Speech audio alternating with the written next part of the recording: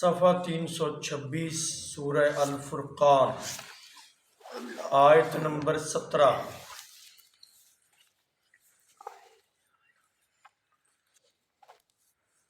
اعوذ باللہ السمیع العلیم من الشیطان الرجیم، بسم اللہ الرحمن الرحیم۔ وَيَوْمَ يَحْشُرُهُمْ وَمَا يَعْبُدُونَ مِن دُونِ اللَّهِ فَيَقُولُ أَأَنْتُمْ أَضْلَلْتُمْ عِبَادِي هَؤُلَاءِ أَمْ هُمْ ضَلُّوا السَّبِيلَ قَالُوا سُبْحَانَكَ مَا كَانَ يَنبَغِي لَنَا أَن نَّتَّخِذَ مِن دُونِكَ مِنْ أَوْلِيَاءَ وَلَٰكِن مَّتَّعْتَهُمْ وَآبَاءَهُمْ حَتَّىٰ نَسُوا الذِّكْرَ وَكَانُوا قَوْمًا بُورًا فَقَدْ كَذَّبُوكُم بِمَا تَقُولُونَ فَمَا تَسْتَطِيعُونَ صَرْفًا وَلَا نَصْرًا وَمَن يَظْلِم مِّنكُم نُّذِقْهُ عَذَابًا كَبِيرًا۔ صدق اللہ العظیم۔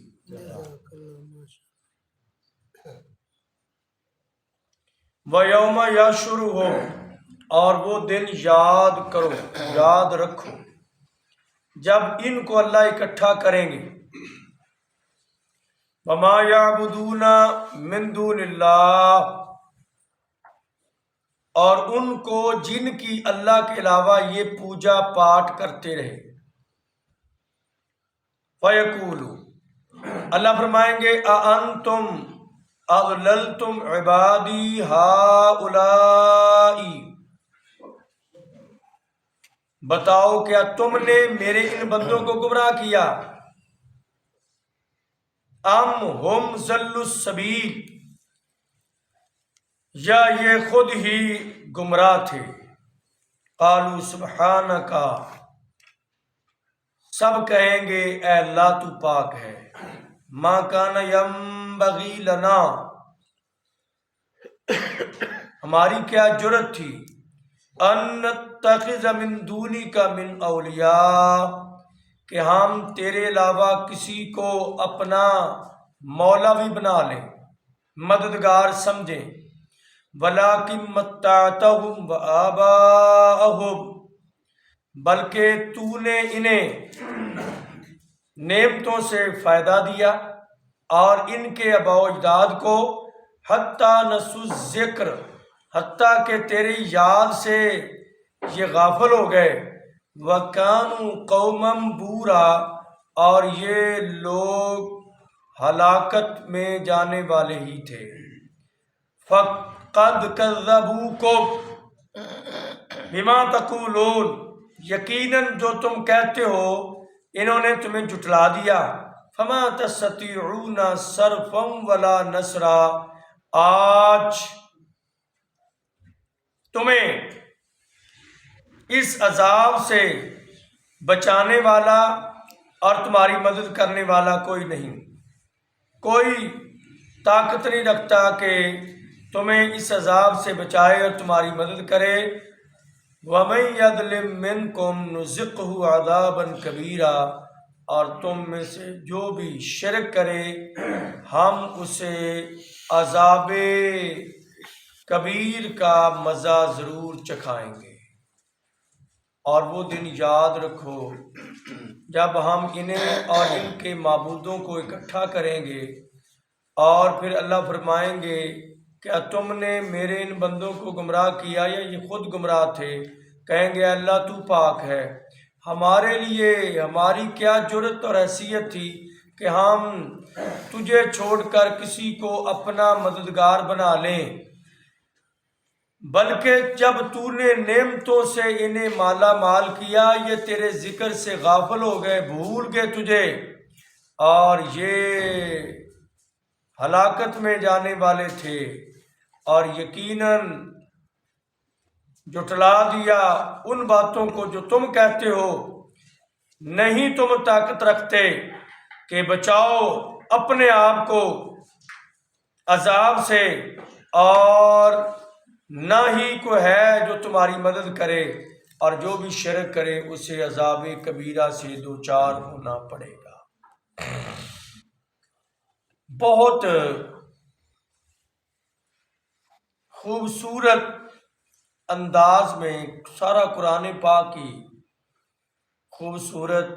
اور احسن انداز میں لوگوں سے مخاطب ہے، لیکن بڑے اچھے پیرائے میں اللہ نے مشرکین کو دنیا میں ایک مرتبہ خبردار کرنے کے لیے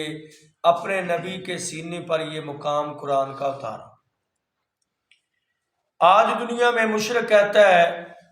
کہ فلانا مشکل کشا ہے، فلانا حاجت روا ہے، فلانا غریب نواز ہے، فلانا لجپال غم ٹال ہے، اور فلانا اس کا اولاد دینے والا ہے۔ تو ایسے جو انہوں نے اللہ کے ساتھ شریک ٹھہرائے ہیں، یہودیوں میں سے، عیسائیوں میں سے، مکے کے مشرکوں میں سے، یا دیگر اقوام میں سے، جنہوں نے بھی اللہ کے ساتھ دوسروں کو شریک ٹھہرایا، اللہ انہیں کہتے ہیں یہ اب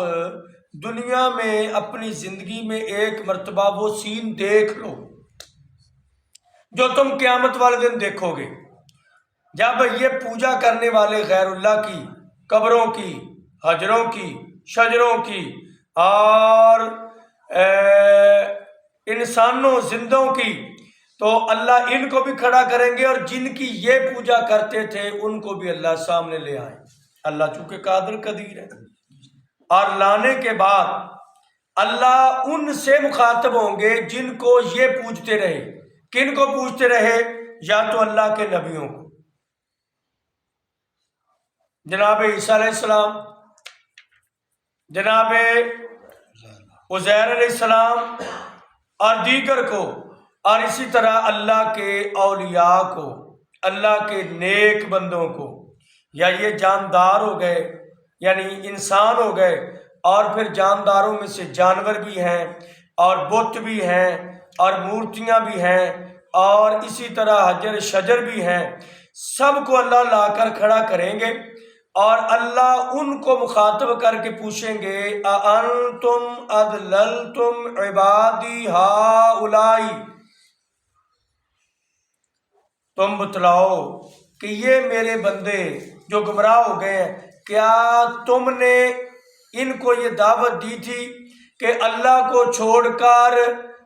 تمہیں یہ مشکل کشا مانتے ہیں؟ کیا تم نے انہیں کہا تھا کہ ہمیں مشکل کشا بنا لینا؟ یہ زبانوں والے اپنی زبان سے، اور جو زبانوں سے ہٹ کر ہیں ان کو اللہ اس وقت زبان عطا کرے گا، وہ بھی بولیں گے، وہ بھی بولیں گے، پتھر بولیں گے، حجر شجر بولیں گے، سب بول کر کہیں گے اللہ سبحانکا، تو پاک ہے۔ کس چیز سے؟ شریکوں کی شراکت سے پاک ہے۔ اے اللہ تو غیر کی، تیرے اندر جو ملاوٹ کرتے ہیں اس صفت سے تو پاک ہے۔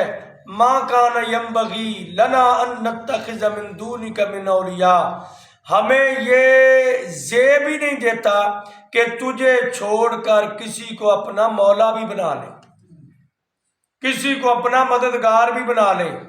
کسی طرح بھی ہمارے لیے جائز نہیں۔ یہ ایک شارٹ کٹ کلپ ہے قرآن پاک کا۔ اور جگہ پر سورہ المائدہ میں اللہ تعالیٰ ذکر فرماتے ہیں، جناب عیسیٰ علیہ السلام سے اللہ کہتے ہیں قیامت والے دن میں پوچھوں گا کہ عیسیٰ یاد کر میں نے تجھے جو دیا کہ تو نے بچپن میں بات کی جب کوئی بچہ بات نہیں کر سکتا تھا، میں نے، اور تیری ماں والدہ کو بھی میں نے بڑی نعمتوں سے نوازا کہ تیری والدہ کا مقام عام عورتوں سے بڑا بلند کر دیا۔ تجھے یاد ہے تیری ماں کو میں نے کتنا مقام دیا، تجھے میں نے کتنا مقام دیا؟ کیا تو نے عیسائیوں کو کہا تھا کہ تجھے وہ اپنا مشکل کشا مان لیں؟ تو جناب عیسیٰ کیا جواب دیں گے؟ ان کنتو قلتہ فقد علمتہ، اے اللہ اگر میں نے ان کو کہا ہے تجھے تو علم ہے، تجھے علم ہے، اگر میں نے کہا ہے، اور میں یہ اب بھی کہتا ہوں، میں نے اس وقت بھی کہا تھا کہ اللہ تو پاک ہے اور انت علام الغیوب، تو ہر پوشیدہ چیز کو جاننے والا ہے، میں نے ایسی بات نہیں کی۔ اللہ انہوں نے خود ہی تجھے شریک ٹھہرا، مجھے تیرا شریک بنا لیا، ایسے جناب عزیر علیہ السلام نفی کر دیں گے۔ جب یہ سارے نفی کر دیں گے تو پھر اللہ پوچھیں گے کہ اب بتلاؤ تم کہ اب تمہارے متعلق کیا کیا جائے۔ یہ خود جو معبود تھے یہ کہیں گے اے اللہ وَلَٰكِن مَتَّعْتَهُمْ وَآبَاءَهُمْ، اصل مسئلہ یہ ہے کہ اللہ جب ان کو تو نے مال زیادہ دیا، نعمتوں سے نوازا اور دنیا میں فراوانی دی، یہ دنیا کی عیش و عشرت اور دنیا کے مال و دولت اور دنیا کی یہ رنگینگیوں میں ایسے فریفتہ ہو گئے، اللہ تجھے بھول کر انہوں نے غیر اللہ کو تیرا شریک ٹھہرا لیا اور یہ بربادی کے کنویں میں گر گئے۔ اور اللہ پھر ان معبودوں سے مخاطب ہو کر اس کے بعد ان مشرکوں سے مخاطب ہوں گے، فَقَدْ كَذَّبُوكُمْ بِمَا تَقُولُونَ، اب بتلاؤ بھائی، تم کہتے تھے پیر عبد القادر جیلانی یہ غوث اعظم ہے، انہوں نے ریجیکٹ کر دیا سب کچھ، اب تم کیا کہتے ہو؟ فَمَا تَسْتَطِيعُونَ صَرْفًا وَلَا نَصْرًا، تم کہتے تھے کہ جو فوت ہو جائے پیر عبد القادر جیلانی روحوں کا تھیلا ہی ملک الموت سے چھیننے کی قدرت رکھتا ہے، انہوں نے تو سراسر جواب دے دیا، اب تم کیا کہتے ہو؟ اللہ فرماتے ہیں روز قیامت ان کو بتلانے کا مقصد ایک ہی ہوگا کہ جہاں حشر کے میدان میں اللہ کے کٹہرے میں مجرم بنا کر جہنم میں پھینکا جائے گا، اس سے پہلے عذاب کی ایک شکل یہ ہوگی، برے حشر میں برے میدان میں ان کو اللہ ذلیل و رسوا کریں گے کہ جنہوں نے اللہ کی ذات کے ساتھ جس کو بھی شریک ٹھہرایا وہ تو بری و ذمہ ہو گئے اور مشرک اللہ کی بارگاہ میں شرمندے بھی ہو گئے اور عذاب جہنم میں پھینک بھی دیے جائیں گے۔ ان آیات سے پہلے اللہ نے جہنم کا ذکر کیا اور ان کے فوراً بعد یہ اللہ نے کلام ذکر کیا کہ جہنم میں جو زیادہ تعداد جائے گی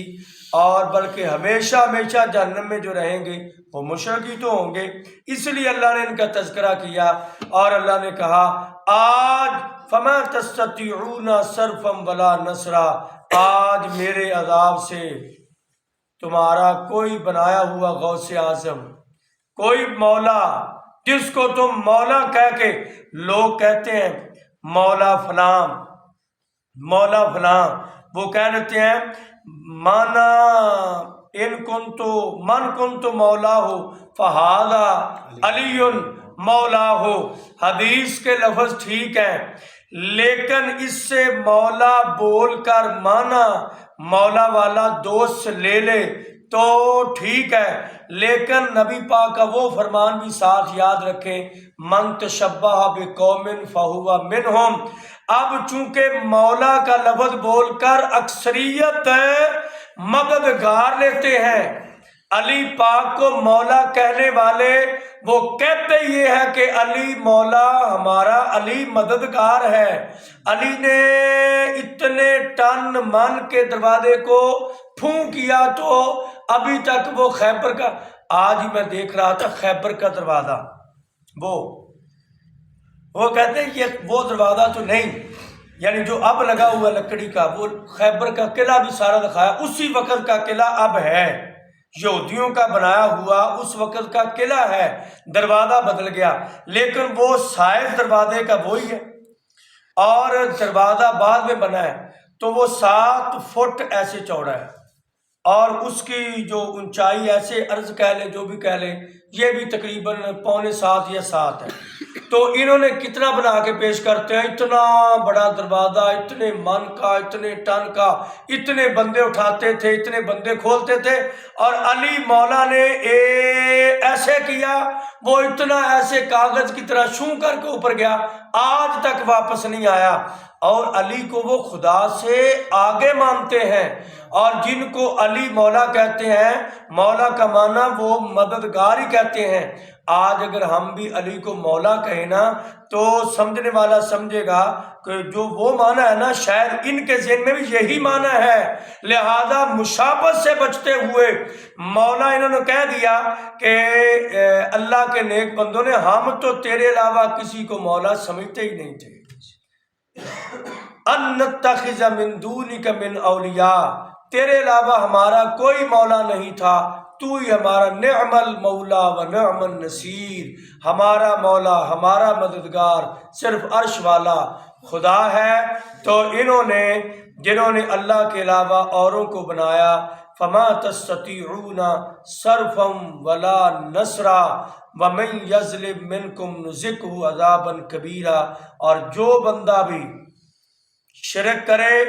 وہ عاد و سمود میں سے ہو، لوط یا ہود کی قوم میں سے ہو، یا پیغمبر محمد مصطفیٰ کی امت میں سے ہو، جو بھی شرک کرے اس کی سزا ہے نذقہ عذابا کبیرا، بہت بڑا عذاب اور ہمیشہ ہمیشہ والا عذاب ہے۔ اللہ تعالی ہمیں شرک سے بچائے اور مشرکین کے سائے سے بھی محفوظ فرمائے۔